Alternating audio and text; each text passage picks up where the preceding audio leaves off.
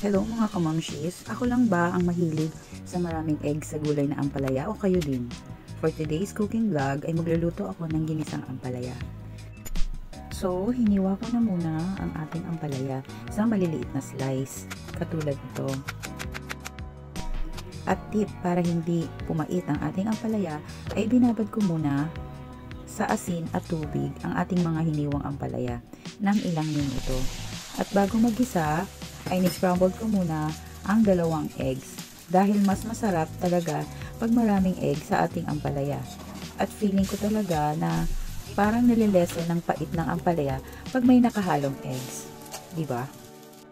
Naghiwa na din ako ng mga sangkap na gagamitin natin sa paggisa tulad ng bawang, sibuyas at kamatis.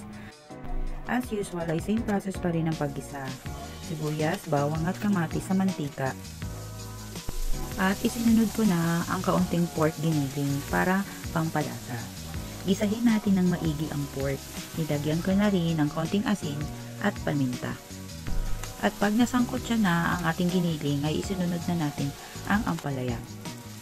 Syempre, hinugasan ko ito mabuti sa running water para mawala ang asin na pagbabad natin kanina. Huwag nating masyadong haluin ang ampalaya para iwas pait. Nilagyan ko lang ng konting tubig para may konting sabaw at takpan natin para maluto ang gulay. And then, nilagyan ko rin ng konting pangpalasa tulad ng oyster sauce or liquid seasoning. And then, pwede na natin ilagay ang ating lutong scrambled egg. Ikalat-kalat lang natin, konting halo.